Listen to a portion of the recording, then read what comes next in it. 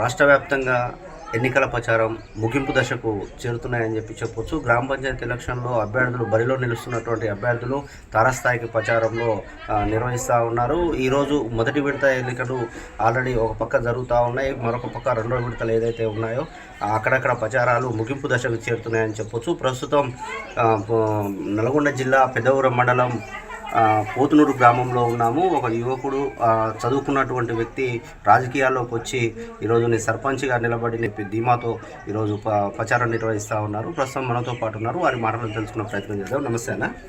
నమస్తే అన్న. మీ పేరు? నా పేరు తెలపాటి నాగరాజు. నేను పోతునూరు గ్రామ పంచాయతీలో స్వతంత్ర సర్పంచ్ అభ్యర్థిగా పోటీ చేస్తున్నాను. నా పోతునూరు గ్రామ ప్రజలు నన్ను గెలిపించినట్లయితే అనునిత్యం గ్రామాభివృద్ధి కోసం పనిచేస్తాను. ఎలాంటి అవినీతి లేకుండా గ్రామ అభివృద్ధి కోసం పనిచేస్తాను. కొన్ని నేను ముఖ్యమైన హామీలు ఇవ్వదలుచుకున్నా. అవి ఏమిటంటే, విద్యా వ్యవస్థ గురించి, గ్రామంలో విద్యా వ్యవస్థ గురించి బలోపేతం చేయడానికి కృషి చేస్తాను. అదేవిధంగా ప్రైవేటు హాస్పిటల్ యాజమాన్యంతో మాట్లాడి ఉచిత వైద్య శిబిరాలు 3 నెలలకు ఒకసారి నిర్వహిస్తాను. ఇది ఖచ్చితంగా హామీ ఇస్తున్నాను, నేను పక్కగా చెప్పగలను.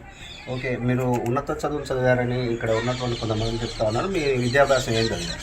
నేను పీజీ ఎంకమ్ 2014లో కంప్లీట్ చేశాను. నా వయసు 35 సంవత్సరాలు.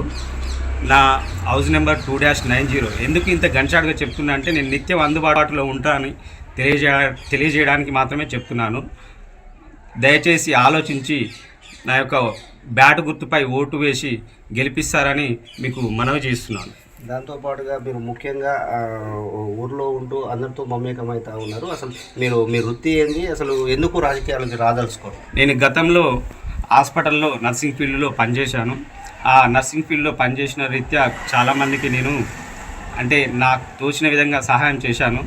అది దృష్టిలో పెట్టుకొని నాకు ఓటు బ్యాంకు వేస్తారని ఆశిస్తున్నాను.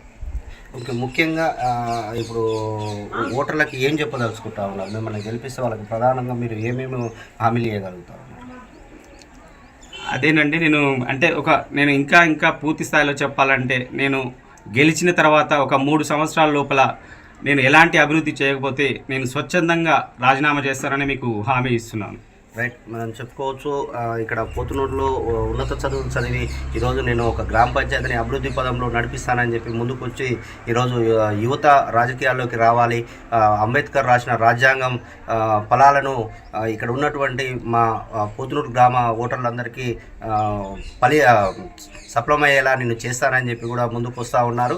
నన్ను కూడా ఈ గ్రామ పంచాయతీలో గెలిపిస్తే నేను అభివృద్ధి చేయని ఎడల నేను 3 సంవత్సరాలని స్వచ్ఛందంగా రాజీనామా చేస్తానని కూడా చెప్తా ఉన్నారు అభ్యర్థి. కాబట్టి వెంటనే ఇక్కడ ఉన్నటువంటి ఓటర్లు ఒకసారి ఆలోచన చేసి చదువుకున్నటువంటి వ్యక్తిని గెలిపించి గ్రామాభివృద్ధికి తోడ్పడాలని కూడా అభ్యర్థిస్తూ ఉన్నారు. కెమెరామ్యాన్ కలీంతో దినేష్.